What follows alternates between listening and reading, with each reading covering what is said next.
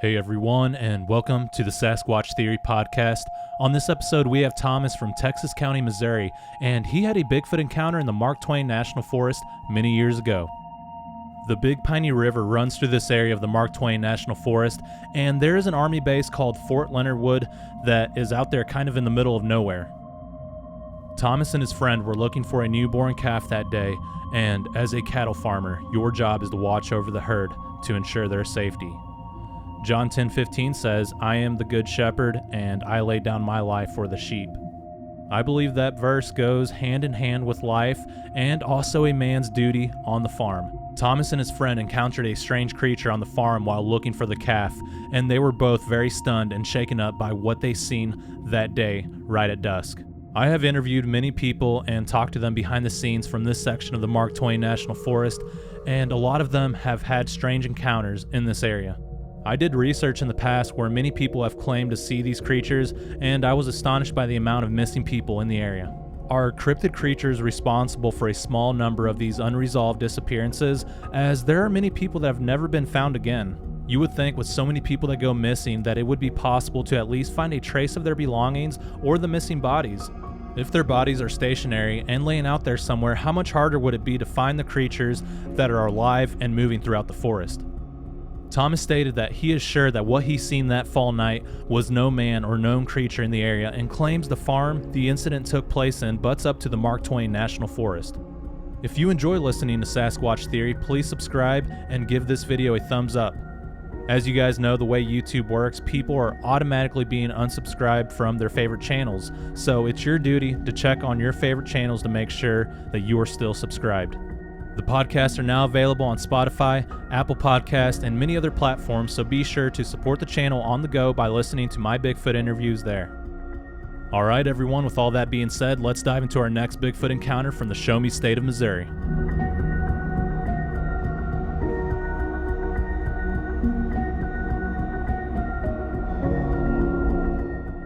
Alright Thomas, welcome to Sasquatch Theory. How are you doing today? Very well, thanks. Yeah, Thomas, it's a pleasure to have you on the show. If you would, tell me a little bit about yourself, kind of where you're from, and your Bigfoot encounters and experiences from the very beginning, please. Well, I grew up in Texas County, Missouri, in south central Missouri, and I was fortunate to live on a small farm down there growing up. Great place to grow up, and the property that we lived on bordered the Mark Twain National Forest on three sides. And so you could literally walk out our back door and walk for 7 or 8 miles and have nothing but Mark Twain National Forest. There was no way to tell when our property ended and the Mark Twain Forest began. We were just actually connected to it. And so, great place to grow up down there. The woods were kind of our playground. And the one thing that we learned early on in the woods is you don't go out in the woods without a gun. And we had a lot of different threats in the woods. Probably the biggest threat we had were packs of wild dogs. And you could hear those wild dogs barking. You could hear them through the hollers. You never really knew how close they were. But there was a few occasions where you would hear those wild dogs and it sounded like they were way far away. And the next thing you know, they were right on you. And so over the years, we had a few incidents where we actually shot a few of them. And typically, if they came to you, they were going to attack you if they got you somewhere. So you would shoot, sometimes kill 1 or 2 or 3 of them. And as soon as you did that, the rest would take off. I'm assuming those wild dogs were strays that were just thrown out. Every once in a while, you'd find a stray dog. We lived on a gravel road. And so I'm assuming those dogs ran in packs through those woods. And so they were always a threat you had to be aware of. And the other thing, there were mountain lions that I know my brother and I saw one time very close that we kind of came up on, and it really surprised us. And so there were threats out there you had to be really careful of. But my encounter this was back in the 80s. My encounter, we had a couple of cows that we milked twice a day. And it was probably late fall because it was when it was getting dark early. It was kind of cool. And we had a cow that was just about ready to give birth to a calf. And on this particular evening, a friend of mine was with me, and the cow wouldn't come to the barn. And so I realized at that point she was probably having her calf somewhere on the farm where the cows would run. And so we knew we had to get her and the calf to the barn because the wild dogs would get the calf. And so, the calf was an asset you didn't want to lose. So me and my friend, we got in a pickup truck, and we had to drive through this field we had a pond on the property, and that's usually where the cows hung out. And so we kind of thought that's where the cow was.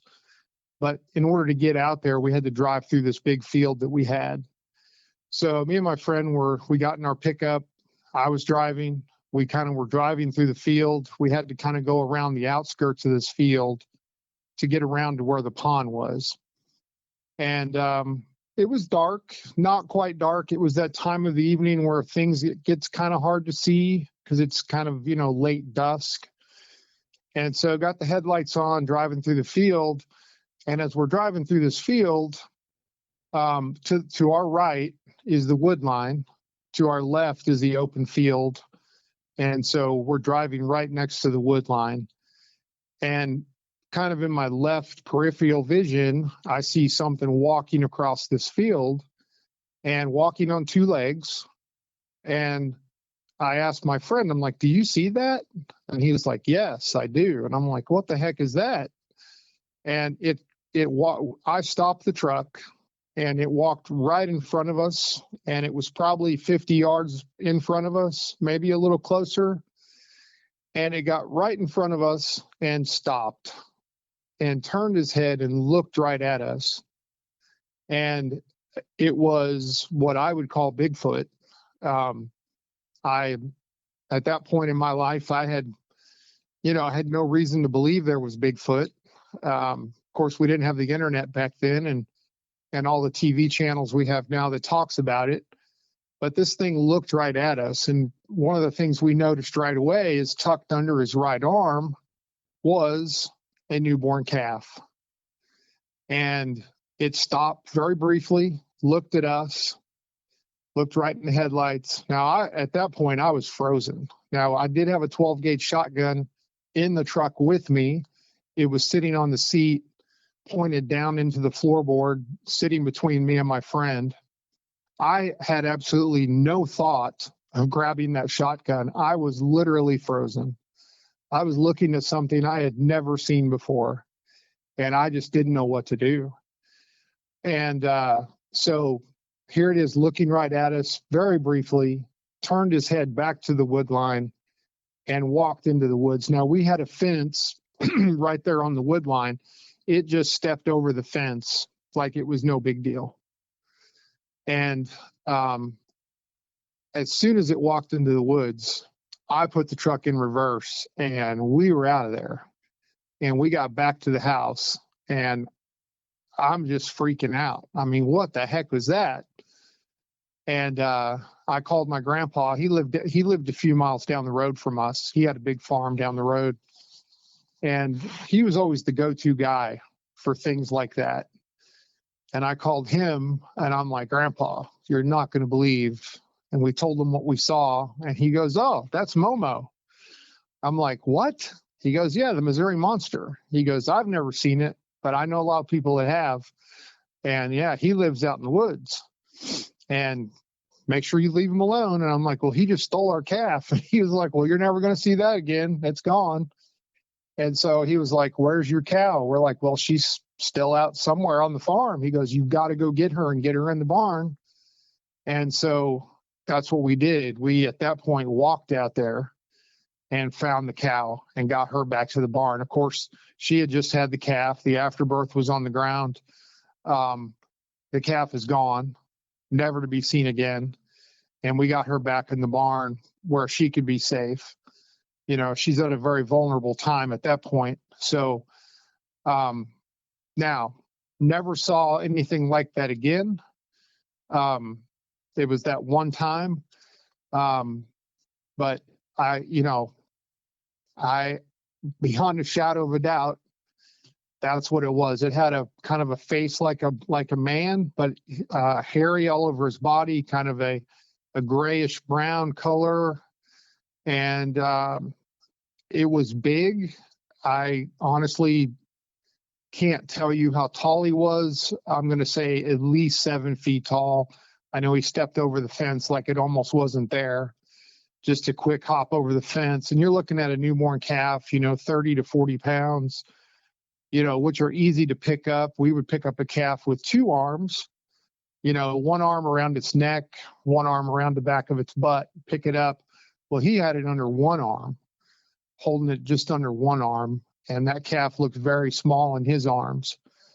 And so, that was my experience. All right, Thomas, I appreciate you for sharing that. How far away was this creature? How far was he from us? I would say the furthest away was 50 yards. Half a football field is what I would guess, maybe a little bit closer, but very clear line of sight between us and him. And he seemed very surprised that he's got these headlights staring at him. And, but yeah, I would say 50 yards at the most. Okay, so that was pretty close. And what time of year was this? This was fall. I'm going to say October, November. And the reason I know that is because it was probably around 5 o'clock, maybe a little later, but it was already just about dark. And I remember it being kind of cool. Okay, so it seemed like the creature was moving right at dusk. Yeah. Okay. And you estimate the creature to be about 7 feet tall. My guess is it was probably taller than that because we don't have a reference for these creatures and we're not used to seeing something that tall, especially when it's at a distance. Yeah. And at the time, like I said, I had never thought about Bigfoot. So I had no reference point in my mind. And to be honest with you, I wasn't really thinking about how tall he was. He was big and I had no idea what it was. So because of that, I'm scared out of my mind. And, is he going to come toward us? Like, if he comes toward us, what am I supposed to do at this point? This is a new thing that I had no experience with at all and have no idea how to handle. So other than him being big, I wasn't really paying a lot of attention to details at that point.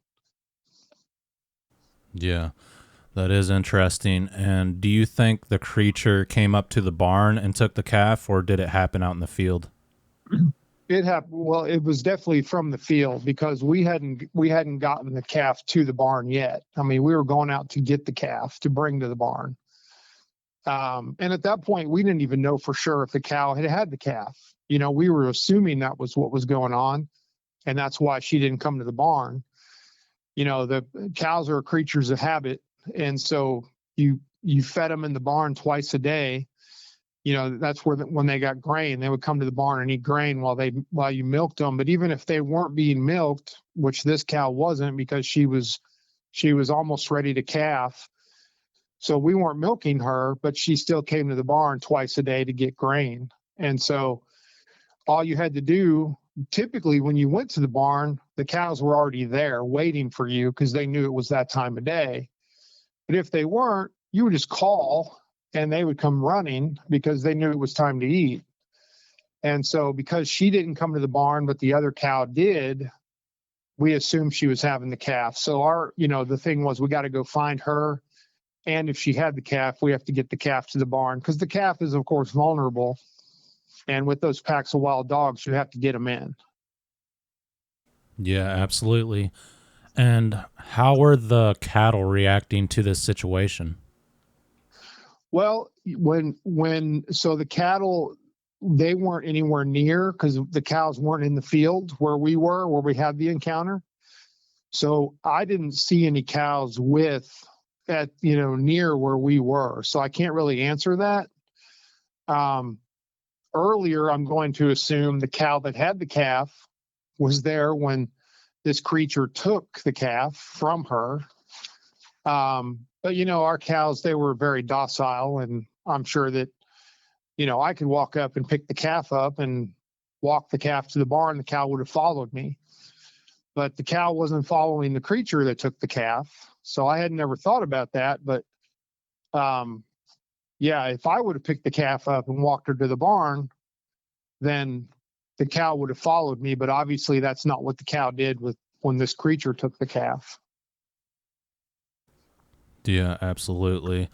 And this confirms that Sasquatch will take cattle. And one of my past guests, his name's David, and we did a documentary called The Killing Fields. He still claims to this day that he has calves go missing, and I'm sure he speculates that possibly it's the cryptids taking them. So, yeah, it's good to finally speak with somebody who confirms that these creatures do take cattle. Well, I'm glad to hear that somebody else has had cattle go missing, because I had never heard of that happening anywhere else. So yeah, I'm glad to hear that. And of course, it's not 100% confirmed with that person, but it makes me feel a little better knowing that it probably has happened before. Yeah, absolutely. This is the first time I've spoken with somebody who confirmed that, and I've spoken to multiple farmers who have either seen these creatures or experienced the activity that claim they have calves go missing, and just cattle in general. But I wonder if the Sasquatch will eat dogs, because there's a lot of reports. I've even had reports where a farmer claims that the Sasquatch were coming up to his property and he actually saw them, and they had, the dog underneath their arm, and they were carrying them off, and he took shots off on the creatures.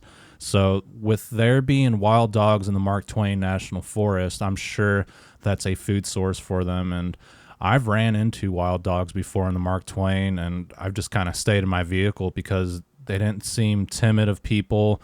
They looked a little rugged, and they are really big. For some reason, the wild dogs in the Mark Twain get pretty big. And this was in the Viburnum area, like before you get into Viburnum, and whenever you're leaving Viburnum going south on, I believe it's 49. But man, there's a lot of wild dogs out there. For some reason, every time I go out there, I see them, and it's just like, how are there dogs out here? I'm so far away from any homes. I'm in the middle of the Mark Twain forest, and they're just running around.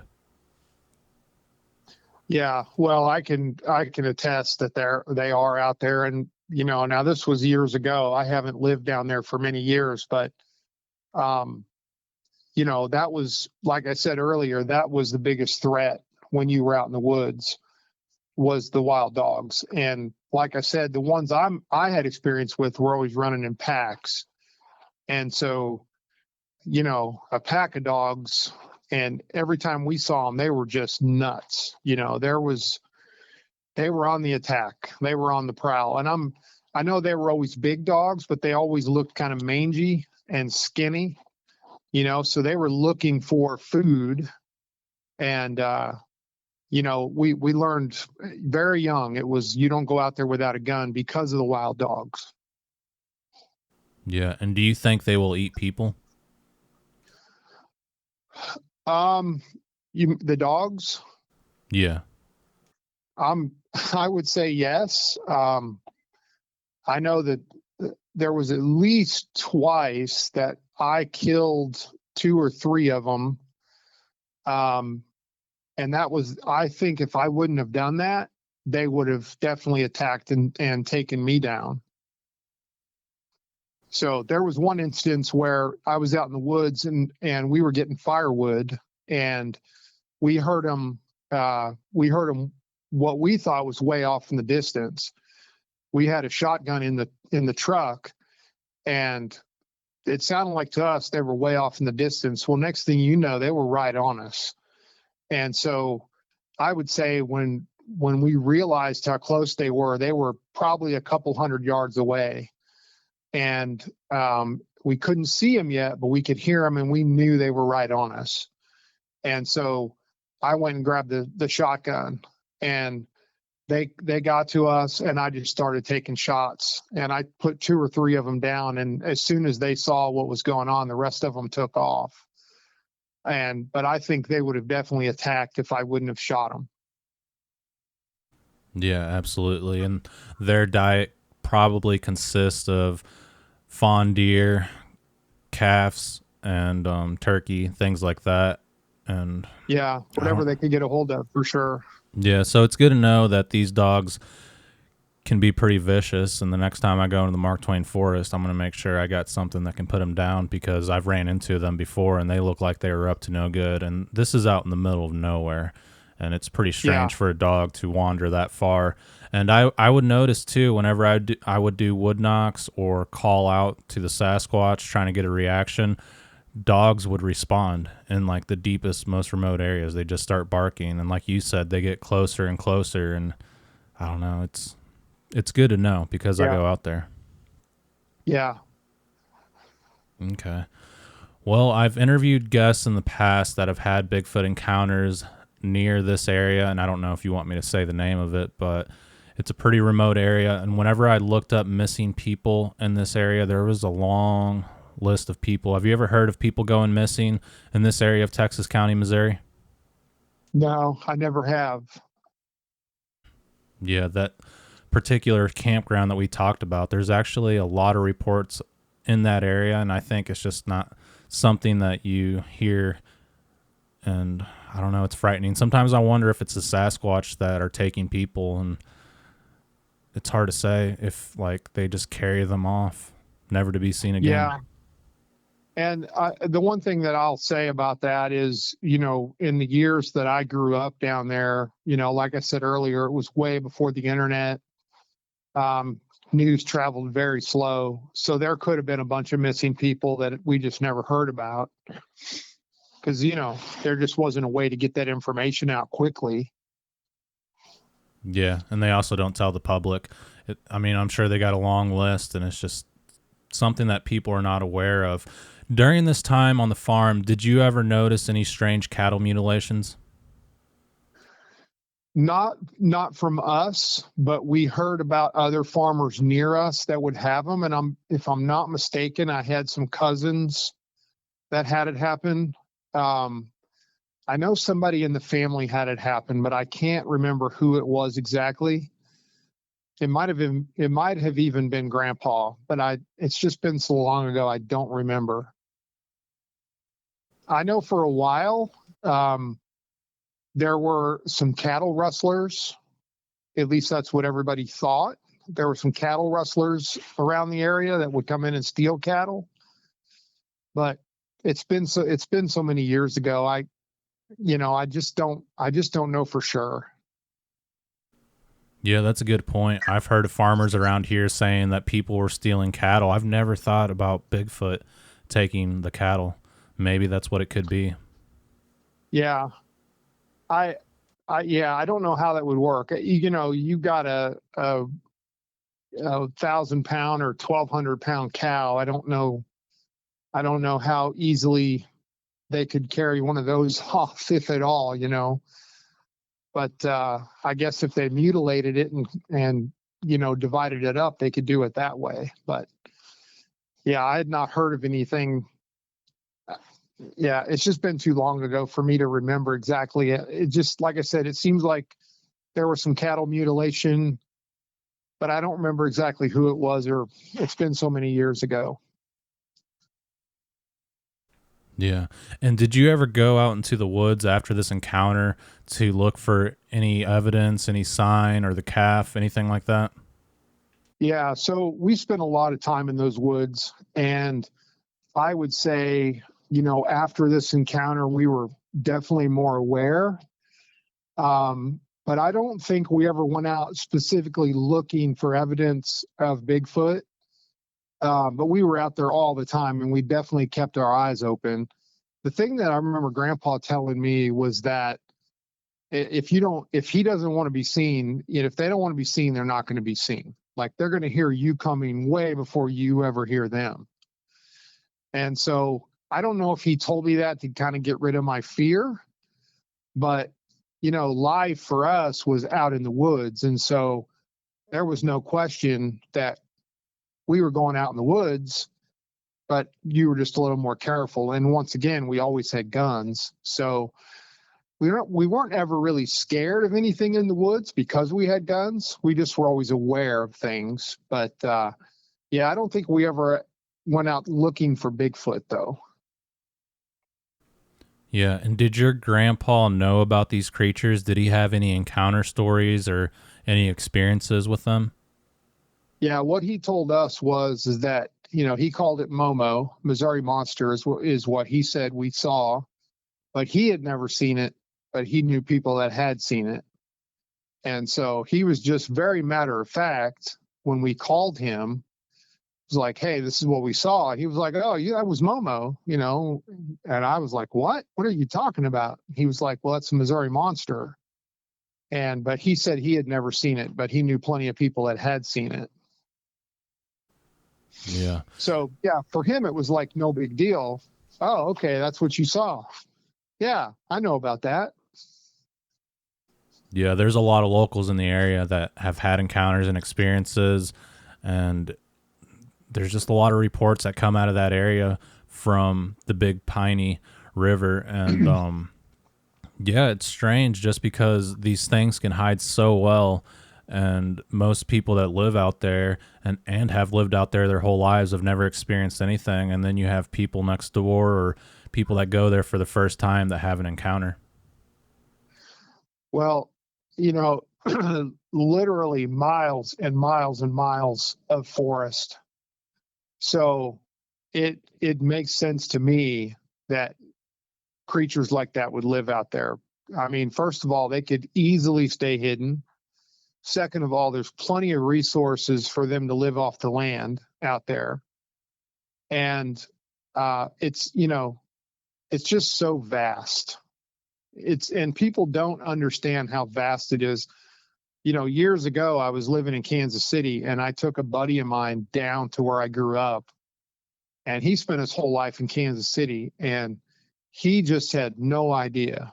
When I told him, I tried to explain to him what the Mark Twain National Forest was, and he just had no clue until I took him down there and showed him. And it really blew his mind, that it was so vast. And I still don't think to this day he understands how vast it is. But, there was all kinds of resources out there you could live on for forever if you knew what you were doing. Yeah, absolutely. And the animals out there get really big. There's a lot of black bear out there. They get fairly good size for Missouri. And the whitetail bucks, man, they get huge out there. Their genetics are just out of this world. And Yeah. you could go out there and hunt your whole life and probably never put one down. But they're out there because of the trail cameras and the sign that you see. But like you said, there's so much woods that the chances of you coming across like a 200-inch deer are pretty slim, even though they're out there. And a lot of people claim, I've never seen a Sasquatch. I've lived out there my whole life. But even with whitetails, like, how often do you come across a 200-plus inch deer? Even if you get them on your camera, you may never see that creature. Or if there's mountain lions out there, you may never see one. They're out there, but the chances of seeing one are pretty slim. Yeah, and I don't know if this is still the case, but I remember growing up, we used to hear that Texas County, had the most deer killed during deer season. Now that was in the 80s. Now I don't know if that's still the case today, but back in those days, that's what we were told. Yeah, I can see that. And what do you think these creatures are? Well, the only thing I can say is, is what I saw had to be Bigfoot. There's no other explanation for it. I have no idea what Bigfoot is. It's an ape-like creature, of course. We all know that. But man, I just have no idea. I heard somebody say, it's been a few years ago, and I don't remember exactly where I heard it, but I heard somebody say that if the government ever decided to study this creature, they'd have to, they would and make it endangered, or I can't remember the category before they make it endangered, but there's a category before that. But they would have to close down a lot of land and close it off from people, and that's probably why that would never happen. So the government would never officially study what these are, because it would just disrupt so much of the country. That sounded like a plausible explanation to me, so that's kind of why it's just left alone. But, I totally believe that there's something out there that we don't know exactly what it is, but they live on their own. They're independent. They probably live in families, and, they take care of themselves, and they do a really good job of staying hidden from the rest of us. What they are beyond that, I have no idea. Yeah, that's a great answer. And whenever you had this encounter, did you feel anything unusual, like a pressure feeling, or like things got quieter, anything? No, I can't say that. Yeah, nothing out of the ordinary except just what we saw visually. Yeah. And if we contacted your friend, would he tell us the same exact encounter story? Yeah, and I spoke to him recently about this, and he remembers it the same way I do. But he's not ready to talk about it openly. He was like, "Yeah, I think I'm just going to leave that alone. I still don't know what I saw, but he doesn't want to talk about it openly. He doesn't want people to think he's nuts or anything." So, but he remembers it the same way I do for sure. Yeah, absolutely. Do you think he would talk to me about it? No, I don't think so. Okay. Has he had any other strange experiences out there? You said he still lives in the area? Yeah, not that he's told me about. Yeah, that's interesting. And did this creature have long, shaggy hair, or was it pretty short? Um, it wasn't super long. I mean, it covered his whole body, but it wasn't like hanging off of him like long hair. I'd say it was shorter, but it definitely covered his whole body. From what the parts I could see, it was definitely covering his whole body. Yeah, and what did you notice about this creature whenever it was walking? Did you notice anything unusual about its stride? Was it hunched over? No, it stood straight up. It wasn't hunched over at all. It walked like a man, and had his arm kind of tucked. His right arm is where the calf was kind of tucked under. He kind of, his arm was bent and kind of like you carry a football, kind of brought back to his body. But the calf was obviously sitting there, and, it was, he made the calf look very small, but it did everything like a man would do, just a much bigger man, and definitely walked like a man. It was definitely bipedal, but yeah, there was nothing strange other than it was not a person, but it walked just like a person would. Yeah, and was this calf already dead whenever the creature had it, or did you notice it struggling? I don't know. I honestly don't know. The calf was not looking toward us. So the way it was being held was, the head was to the left. And so because we were because we were looking to the right side of the creature, kind of the calf's butt was pointed toward us, and the head was closer to the body of the creature. But I honestly don't know if the calf was alive or dead. Couldn't tell that. Yeah, that is interesting. I wonder if the creature snagged up the calf whenever the mom gave birth to it. Maybe like the calf was already dead, but I'm thinking it just came in and took the calf. But I Yeah, guess veal is I'm on the thinking, menu yeah, for them. It makes sense. yeah, definitely. The cow, like I said, the cows that we had were very docile. They were milk cows, not aggressive in any way. The cows that we had, so you could walk right up to them out in the field. They wouldn't do anything. They wouldn't hurt you at all. So if somebody else would have walked up and taken the calf from her, I mean, she wouldn't have done anything. So very easy pickings. Yeah, that makes sense. And did this creature have a round head or a conical shaped head? That's a good question, and I can't really answer that because I wasn't paying that close of attention to the details. The only thing I was focused on is this thing coming towards us. It stopped and looked at us, and my thought was, what am I going to do if it starts walking toward us? And that was really the only thing I was focused on. And I was very relieved when it didn't. It's once it got done looking at us, it just walked off into the woods, and then we got out of there. And so, yeah, that's a detail I can't really answer.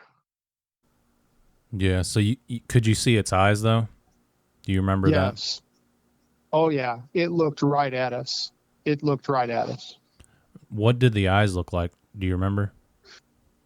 I remember they were wide set, and he was looking right into our headlights. So I have no idea if he could see us and if he could tell that there were people sitting in this vehicle. But yeah, as far as what the eyes look like, other than they were just big and wide set, that's really all I remember from that.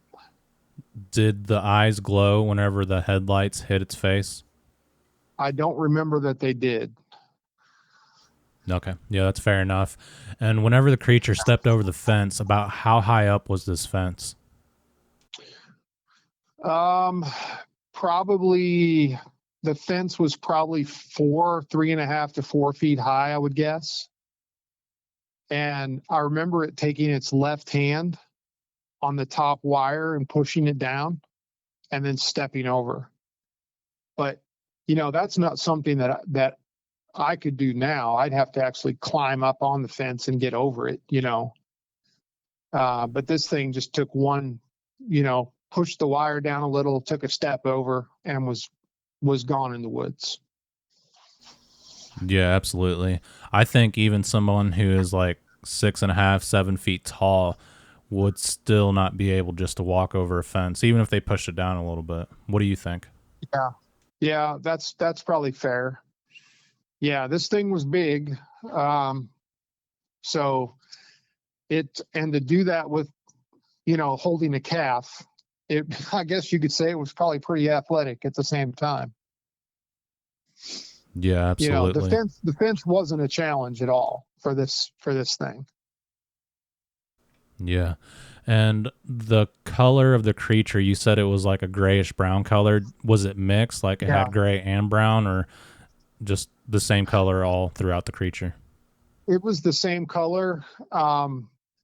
Yeah. And because of the dusk, and because, we were looking at it with headlights, I might be off in the color a little bit, but what I remember is kind of a brownish, I always say brownish gray, but I would say it was more brown, but it was kind of a light brown color, almost bordering on gray.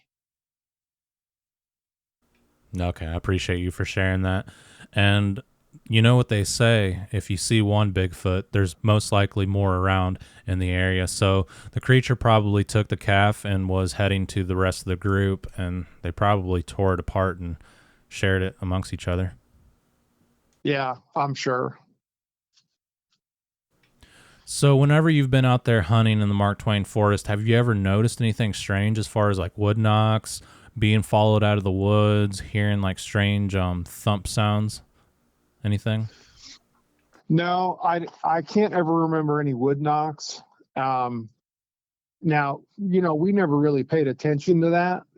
Um, the first I ever heard of the wood knocks is watching these Bigfoot shows over the years that have been on. The one thing I do remember are screams, and we always thought those were mountain lions. Um, I don't know if they were something else. They could have been Bigfoot, I guess, but we would hear those quite often. Yeah, that is interesting. Have you ever noticed the gates being closed in the Mark Twain National Forest? Like for some reason, they just don't want anyone in there. Well, at the time that I lived there, there were no gates on anything. The Mark Twain Forest was open. Now, shortly after I left the area, um, they built a road into the woods not far from where we lived, and they gated that. And that was the first time we'd ever seen a gate go up. But there were we call them log roads. There were other roads into the forest that never were gated when I lived there. It was free reign. You could go back there, and people did. During deer season, we had to be very careful because we didn't have our property fenced, other than the field, but we didn't have our property line fenced. And so there were times over the years that hunters would be on our land hunting. And so during deer season, we had to be really careful when we went in the woods. We had to always be aware of hunters, because, these are probably guys from the city that didn't have a lot of experience in the woods, and so didn't know exactly where they were. And so you could get in trouble real easily. You'd hear about people taking shots at other people thinking it was a deer or something. But I know during deer season, there were people out there. And so we kind of avoided the woods during those times, but it was all open. If you could walk in there, or drive, you could get in there, no problem. Yeah, thank you for sharing that. And what do you think about people going out into the woods and interacting with the Sasquatch, leaving them gifts, calling them forest friends? Do you think that's dangerous? I would say no. I've seen on a lot of programs that about Bigfoot. I would say one of the best ones I've seen is Survivor Man did a Bigfoot series, and he did some of that. And it seems to me from everything I've seen is that the creatures are not out there. They're not going to hurt anyone. They're not going to cause any problems with people. So I think if people want to do that, I think that's great. But I would still not be out there myself without a gun, just because of other possible threats that are out there. But I don't think Bigfoot's a threat. Yeah, absolutely. And you just never know what these creatures' true intentions are. And like you said, out there in the Mark Twain forest, it's dangerous. You could run across a group of like meth heads, like that have a meth lab out there. You could get caught in someone's trap.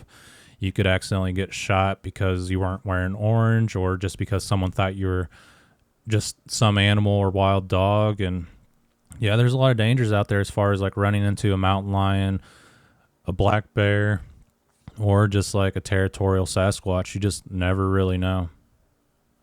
Yeah, if you corner anything in the wrong place, they're going to be a threat, of course. And when I lived down there growing up, we never had to worry about meth heads. But I guess that would definitely be a threat these days for sure. And as vast as it is, there's definitely some spots you could go that people could go and do that and probably never be caught.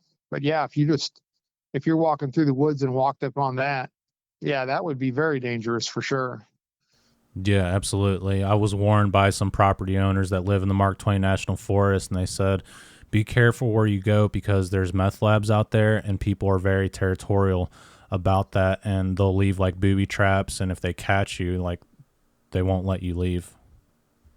Interesting. Yeah, you just never Yeah, know. that's a good reason to be careful for sure. Yeah, absolutely. This is kind of an off the wall question, but I noticed in an area in Texas County, I think the town was called Licking, there used to be this, like, it looks like an old church, an old abandoned church off the highway.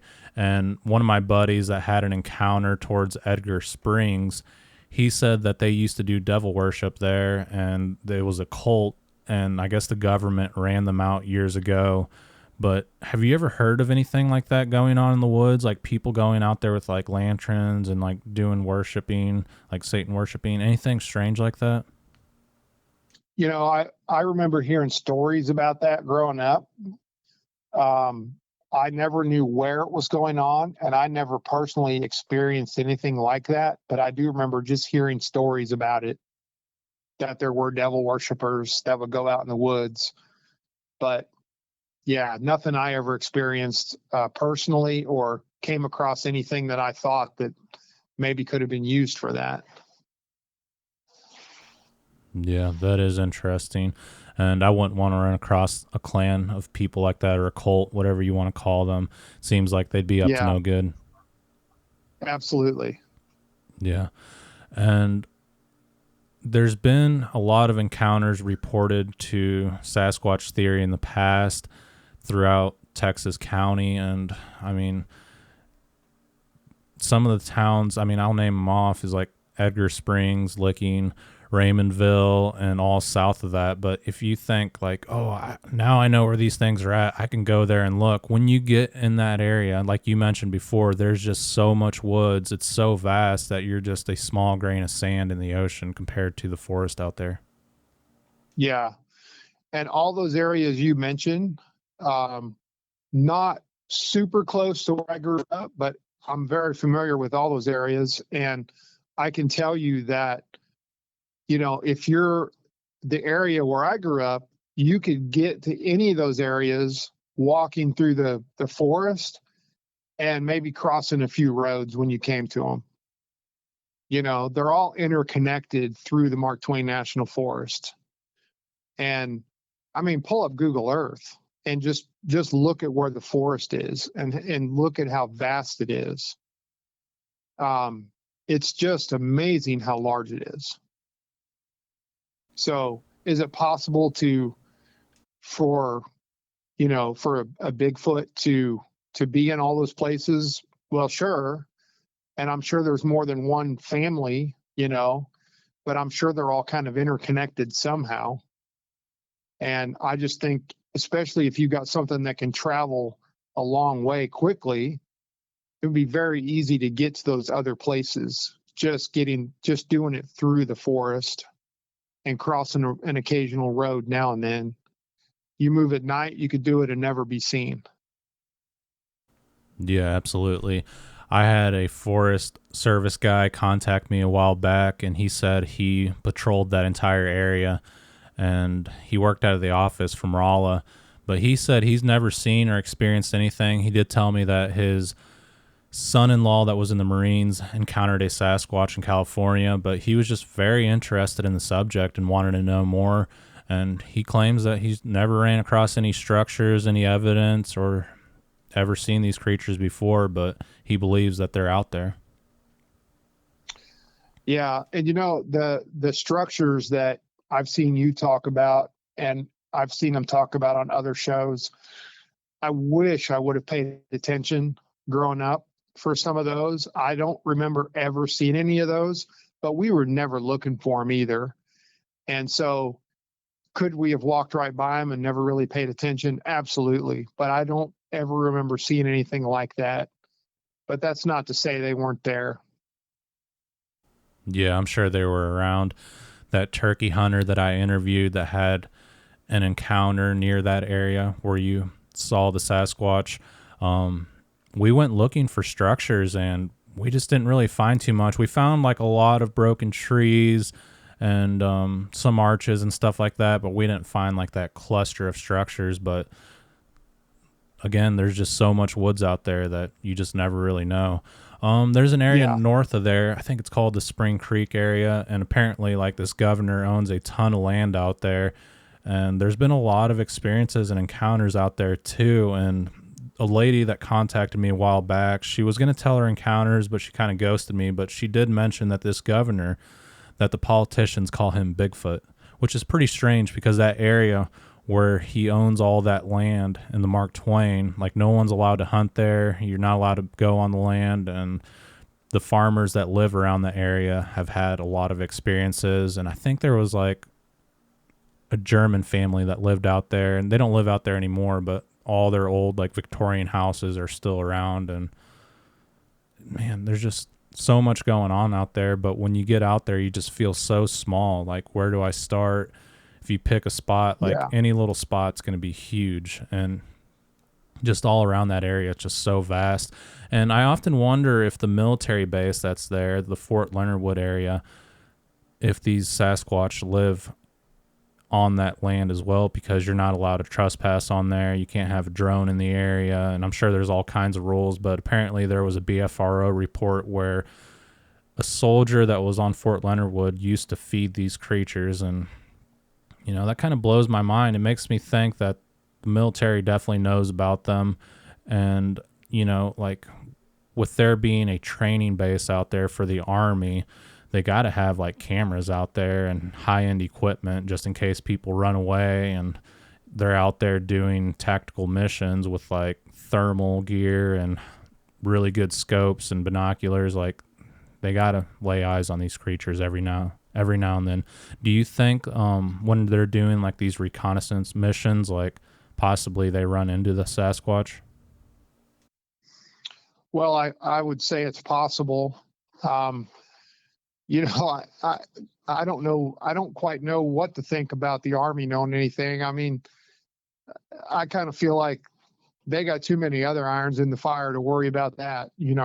And now some of the soldiers, I'm sure there's probably been sightings, from them, but I can just imagine if one of them reported it, the commanders would be like, whatever, get back to work.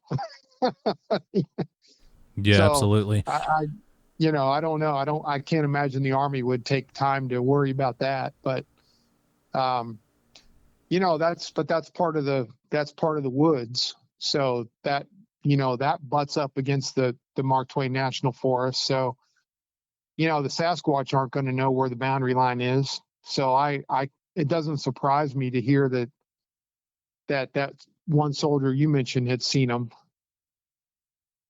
Yeah, there's just been a lot of reports around that base. And have you ever noticed any helicopters flying low over that farm that you grew up on? Now, back when we lived there, we would have fighter jets fly over occasionally. Um, I remember an F-4 fighter jet flying right over the treetops one day. I was out near the barn doing chores, and this fighter jet flew right over the top of the trees and scared me to death because it literally came out of nowhere. And we would have that every once in a while. We'd hear sonic booms occasionally from those guys. Um, so they were definitely using the area for exercises, but I don't remember helicopters ever. Yeah, that's interesting. I wonder, like, if you went up to the fence where the Sasquatch stepped over the fence and had the calf in its arm, like, if you would have found hair, if you would have looked. But I'm sure whenever you guys had that encounter, you didn't want to go up there or anywhere near that area. Yeah, never even thought about that. And we would find hair on the fence all the time, um, from the cows. The cows would use the barbed wire as a scratching post sometimes. And looking back on that now, I can imagine that some of that hair may have been from the Sasquatches. We just never gave it a second thought. Yeah, that just gave me a great idea to start looking on fence lines out in remote areas, and I remember seeing hair on the fence in the past. Like, I think like where deer would jump over it, you'd see like white hairs in the barbed wire fence, Yeah. and maybe that's a Yeah. good way to find Sasquatch hairs if you had a good method of testing the hair samples. Like, you could just go through all the different hairs you find, and maybe eventually you'll come across something strange. Yeah. If you could find somebody that did DNA testing, they could look at that and tell you what it is. Yeah, absolutely. So whenever you guys saw this creature, you had the shotgun, you didn't even think of grabbing it or shooting the creature? No, no, never even thought about it. I was focused on, is he coming toward us? And what am I going to do if he does? Because I had no idea what I was going to do if he came toward us. I was literally locked up. Yeah. And how did this change your outlook in life after having this encounter? Well, it's funny because the last few years, all these TV programs have come on about Bigfoot, and a lot of them are really silly, and they do all this crazy stuff, and a lot of people make fun of it. And it's like, yeah, I think you should make fun of it because they're being silly. But the people that they have that tell their stories, it's like, I believe that because I have my story. And so it can sound silly and stupid to people, and people can make fun of it, but I know what happened to me. And so I know I'm not making it up.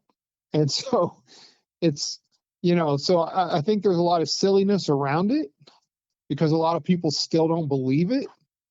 But you got all these people being honest about these stories. And it's like on one of the Survivor Man episodes of the Bigfoot shows that he did, he said, there's really only one of two options here. Either they're lying or they're telling the truth. And why would they lie? And he said, I'm not paying them for their story. There's no financial gain to it. So why would they tell their story if there's no gain to them? And I kind of look at it the same way. It's like, you're not paying me to tell my story. What gain is there to me? Everyone that I've ever told my story to thinks I'm nuts, but it's like, why would I make it up? So there's a lot of silliness around it, but I know a lot of people have these encounters. And I think as time goes on, they're getting a little less, people are getting a little more believable. People are believing it a little bit more because there's more and more people telling about their encounters. So, there's something out there that we can't explain. And a lot of people have seen it.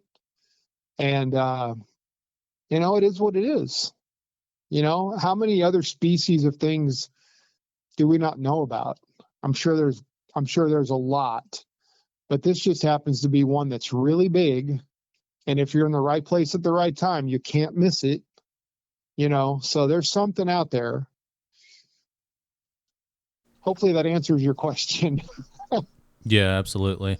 And your friend that still lives out there, you can let him know that if he ever sees anything else again or hears anything, he can contact me and we can keep everything discreet. No one will know anything. And I just want to capture some evidence, but I understand he doesn't want to talk about it. Definitely doesn't want to go on film, but you never know. Like, maybe these things will come back and they keep coming back and he doesn't have anyone to contact. He can get a hold of me. And I just want to film one of these creatures. If they're vocalizing, I want to capture it on audio. And you just never know. He might have like a neighbor that is willing to talk or experiences something. So just kind of get the word out there. And that's my goal with this channel, is to have someone local contact me and be like, hey, this thing's been coming up to the window every day, or we've been seeing them every night outside of the house, or just whatever it may be. They're screaming and hollering out there in the woods. That's what I want to get in on. And it's happened a few times. Just the people that did contact me ended up like passing away, or they move away. And there's just so little time to get in on the action. And it's just hard to get it out there everywhere. And I'm just looking for eye sighting reports and consistent activity. Yeah. Yeah, for you, it's got to be right place at the right time. Oh yeah, absolutely. There's people that constantly contact me and, they're like, I heard a wood knock here. This is where you need to be. Hey, I heard something strange here. Come over here. And it's just like, well, what else did you experience? And without having like encounters and consistent activity, it's just hard to be everywhere because, I've heard that out there in the woods too. And I spend a lot of time out there, and it's just something that doesn't always happen, or even if they are out there, they're not going to give themselves up. Yeah. Okay. So do you plan on going back out there in the future? Does your family still own land out there? Yeah, I've got family members still in the area, but no, I I don't plan on going out there and doing anything with it. I'm too old now for that. Yeah, that makes sense. Yeah, I feel like I interrogated you during this interview, but I was just trying to pull out details and just try to get as much info as I could. Yeah, no problem at all. Do you have any questions for me regarding Bigfoot or anything that you'd like to ask me? No, the only thing I would say to you is just keep looking. You're out there all the time, and eventually you're going to be in the right place at the right time. So I appreciate you going out there and digging around and bringing all these stories, to one place. It's definitely fascinating to watch, and don't give up.